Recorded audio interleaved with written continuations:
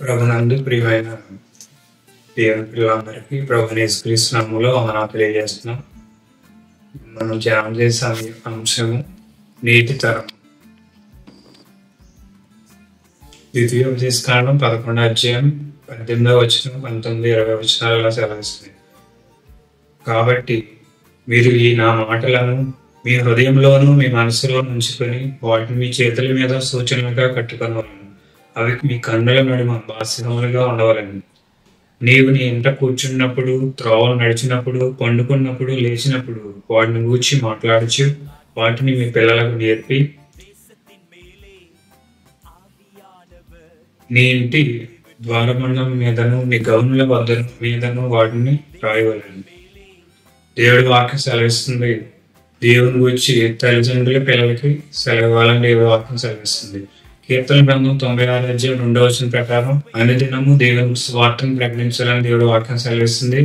ఇది ప్రతి ఒక్కరికి ఇచ్చిన, ప్రతి క్రైస్తవులకు ఇచ్చిన బాధ్యత ఏంటంటే ప్రతిదినము దేవుని గురించి ప్రకటన చేయుతారు.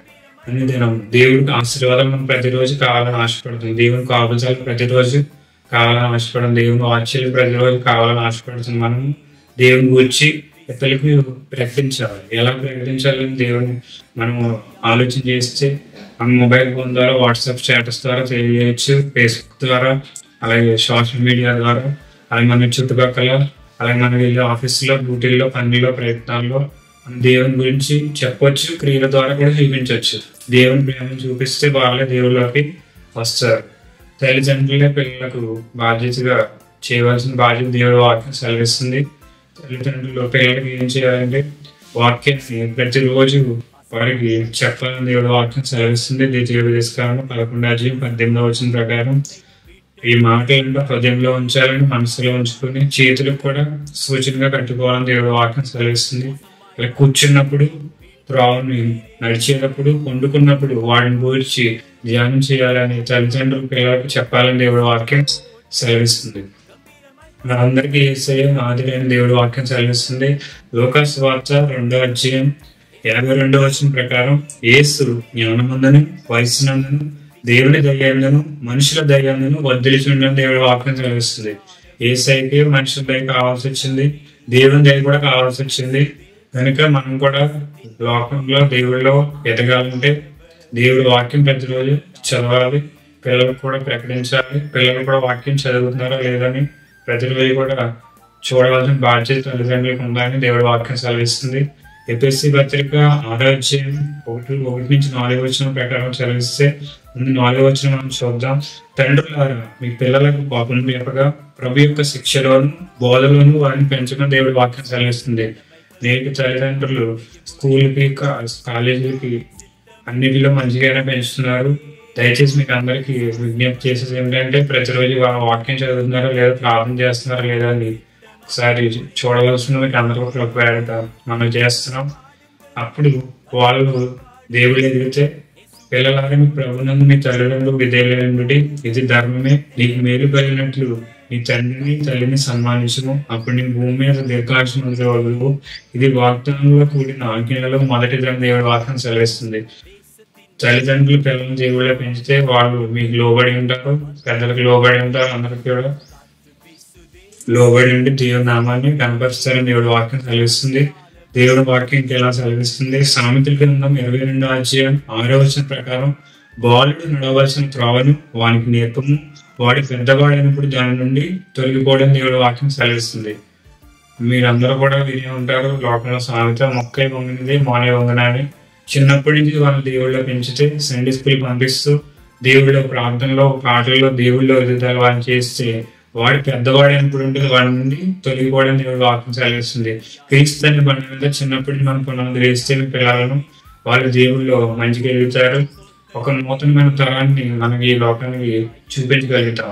వాళ్ళు నడవాలని ప్రాణం వాళ్ళని నేర్పినప్పుడు ప్రతిరోజు వాక్యం చదివి ప్రార్థన చేసుకుంటూ ప్రతి ఆదివారం సండే స్కూల్కి పంపిస్తూ వాళ్ళ దేవుళ్ళు ఎదుగుదల చేస్తే వాళ్ళు దేవుళ్ళు ఉంటారు. ఇప్పుడు మనం దేవుడి వాక్యం మనకి ఎగ్జాంపుల్ గా మనం ఉదాహరణ చూసుకుంటే సమూయేలు గ్రంథం 1వ సమూయేలు గ్రంథం 2వ అధ్యాయం 11వ వచనం ప్రకారం తర్వాత ఎల్కానా రామాలను తన ఇంటికి వెళ్ళిపోయాను. అయితే బాలుడు యాజకుడైన ఏలీ ఎదుట యెహోవాకు పరిచర్య చేసినాను. సమూయేలు దేవుని మందిరంలో ఉండి చిన్ననాటి నుండి దేవునిలో ఎదిగిన వ్యక్తిగా మనం చూస్తున్నాం.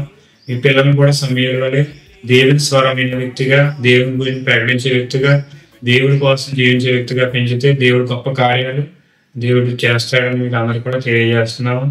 యవనస్తుల గురించి బైబిల్ ఏం సెలవిస్తుంది మనం చూద్దాం. కీర్తన గ్రంథం 119వ కీర్తన 9వ వచనం ప్రకారం, యవనులు దేని చేత తమ నడచను శుద్ధిపరుచుకుందరు, నీ వాక్యంను బట్టి దాన్ని జాగ్రత్తగా చూచుకున్న చేతనే కదా అని దేవుడి వాక్యం సెలవిస్తుంది. నేటి తరం పిల్లలు యవనస్తులు పిల్లల గురించి మనం విని ఉన్నాం. ఇప్పుడు యవనస్తుల గురించి మనం చూద్దాం వాక్యం ఏం సెలవిస్తుందో.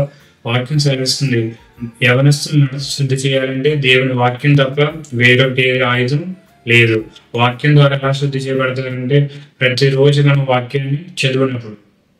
మీకు అందరికి కూడా ఇంకా అర్థం అవ్వాలంటే ఎక్కువ వాక్యాలు చదవండి. ప్రతిరోజు మనకి నెలకి 31 రోజులు పూర్తి నెలలో ఉంటాయి. సామెతల గ్రంథం ఎందుకు రాశారంటే ఎక్కువ జ్ఞానం గురించి అక్కడ రాసినట్టుగా దేవుడి వాక్యం సెలవిస్తుంది.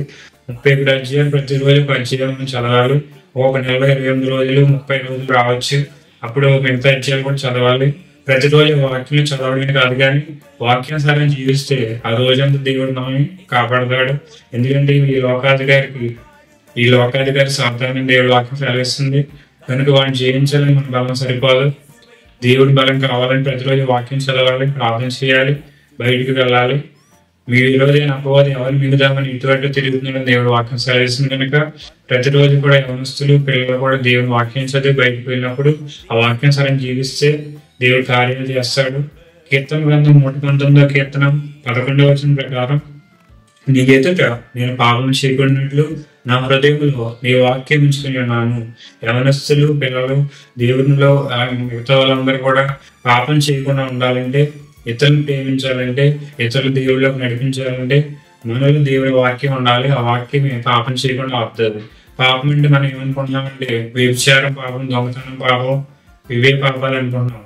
వాటికంటే భయంకరమైన పాపం ఏంటంటే దురాలోచన గలవాడిని నేరస్తుని దేవుడు వాక్యం సెలవిస్తుంది. సామెతల గ్రంథం 12వ అధ్యాయం 2వ వచనం ప్రకారం, దురాలోచన చేస్తే పాత నిబంధనలు చేస్తే పాపం. ఇప్పుడు ఆలోచనే పాపం దేవుడు వాక్యం సెలవిస్తుంది. యేసయ్య వచ్చాక ఆజ్ఞను 10 ఆజ్ఞలు 2 ఆజ్ఞలుగా మార్చి ఉన్నాడు. కనుక మనం పాపం చేయకుండా ఉండాలి, నివాలని పొరుగువాన్ని ప్రేమించాలని మనలో వాక్యం ఉండాలి.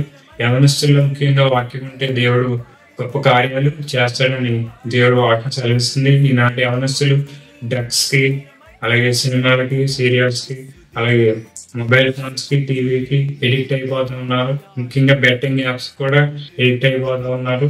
కనుక వాటి నుండి విడుదల పొందాలంటే యేసు వాక్యం సెలవిస్తుంది, యవనస్తులు దేని చేత నడుచుని సిద్ధపరచుకుంటారంటే వాక్యం బట్టి. వాక్యం మనలో ఉంటే పాపం చేయకుండా ఆపుతుంది.